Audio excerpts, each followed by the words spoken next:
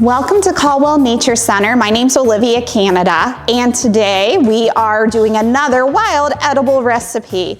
And for this recipe, we're focusing on another invasive plant you may see in your yard, and that plant is called garlic mustard.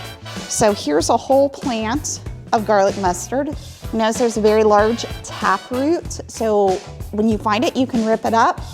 And it has little tiny white flowers. So if you were to pick it before it starts making the flowers. But our motto with these invasives is, if you're given lemons, make lemonade. But in this case, we're gonna make pesto.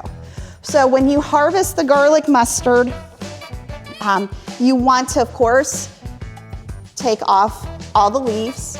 So you don't need any of the stem, and by all means, wash, wash, wash. When you're harvesting from your yard, just make sure there are no pesticides that you've sprayed, not where your dog has gone to the bathroom, things like that. So when you are collecting your garlic mustard leaves, make sure it's chemical free. Also make sure there's no dogs or anything around that might have used the bathroom in your yard. One thing you're gonna need a food processor. If you do not have a food processor, you could use a NutriBullet, a Magic Bullet, that works too. Just something that can grind it up and puree it. You will also need, ahead of time, toasted walnuts. You don't have to toast them, but toasting them gives them a little more crispness. It also brings out the nutty flavor. We also use Parmesan cheese. You wanna have some lemon juice. And our secret ingredient, which you don't have to use, but it makes it a little bit better because this can be very bitter, is sugar.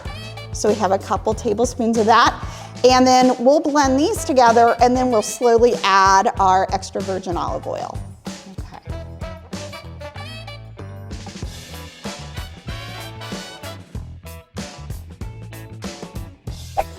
Alrighty, so first thing you're gonna add is about 2 cups of the garlic mustard leaves.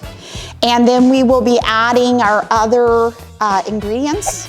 And then once we add those, we'll slowly add our extra virgin olive oil, and that's about a 1/4 cup of the oil. All right, so we're gonna have our 1/2 cup of toasted walnuts.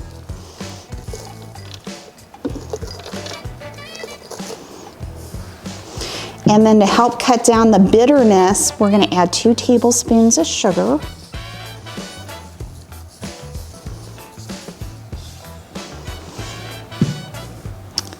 And then we're gonna add about a 1/4 cup of the Parmesan cheese. And then to help add a little tang, we're gonna add a tablespoon of lemon juice. This also will help preserve that bright green color. All right, we're going to put it on chop, and what we're looking for is that all the ingredients are blended and nice and small in texture. And after that, we'll add the olive oil, and that will help add that liquid so that it will blend well with our pasta.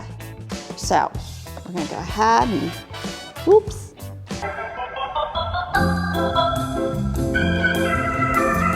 Our food processor decided it wasn't working. So we've switched to a blender, which will do just as fine, just it's a little more narrow, so we'll have to pause and use a spatula to make sure everything's getting properly blended. So we're gonna go ahead and turn this on. And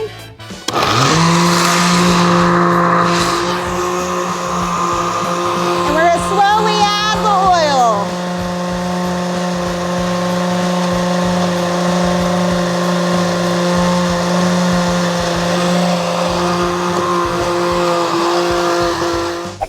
All right, so once your pesto, your garlic mustard pesto is properly blended, then we're gonna add it to the pasta.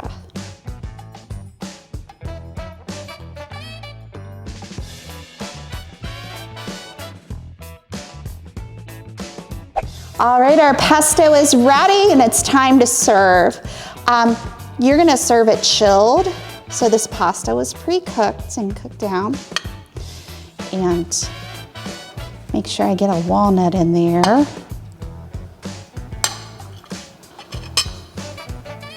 And I promise I eat my own cooking. All right, thanks for joining us, and we'll see you next time.